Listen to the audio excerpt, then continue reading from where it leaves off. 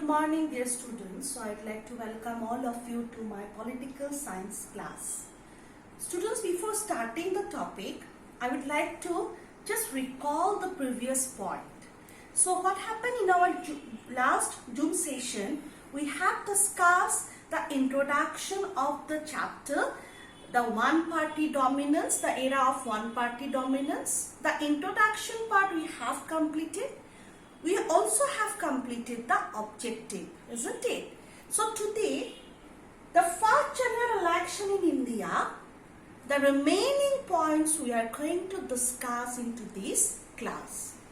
So first of all, as I said you before, that here in this particular chapter, the chapter is vast. At the same time, each and every point, each and every sentence of the chapter is very important. Therefore, I have written the points so that you will understand it better and you will also able to make your understanding here. So what shall we do? I will read each and every point and I will explain to you. Okay, students? So let's start to this class. The Election Commission discovered that it was not going to be easy to hold a free and fair election in India. Students, do you remember when the first Election Commission was set up? It was set up in 1950. Who was the first Chief Election Commissioner of India? He was Sukumar Sen. I hope you remember those points. So when the Election Commission was about to hold the first general election, they realized that it is not going to be very easy to hold the first general election in a country, India, because as I said you before, the country size, it's a vast country, and with a high number of population. No election on this scale have ever been conducted in the world before. Can you imagine how big the election it was? At that time, there were 17 crore eligible voters who had to elect about 3,200 MLAs and 489 members of Lok Sabha.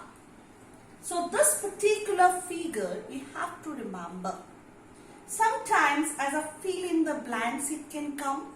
One mark questions can also come from this particular point, that why the first general election was considered as a large scale election, because no election on this scale ever been conducted in the world before.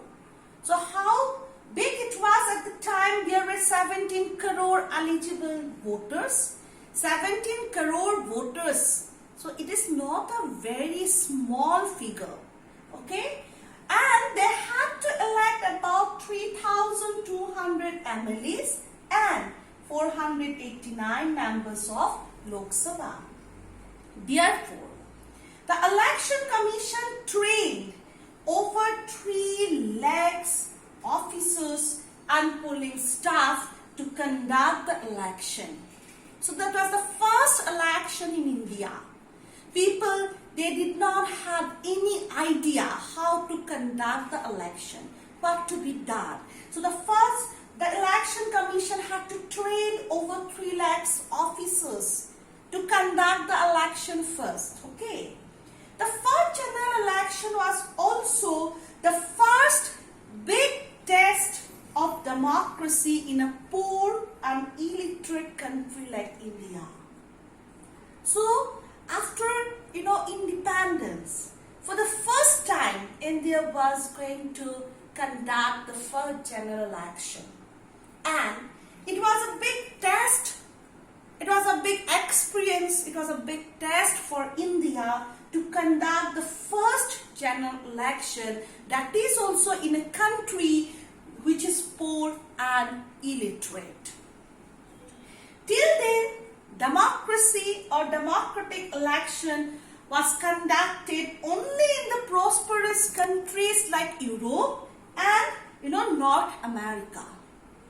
And surprisingly, students, even in those countries also, at the first attempt, itself, they could not conduct the free and fair election. In many countries of Europe, they did not give the voting rights to women. But India took the risk of conducting the first general election, that is also by following the method of free and fair election. By giving right to vote to everyone, irrespective of caste, creed, language, religion, etc. So that was not an easy task for India. Okay?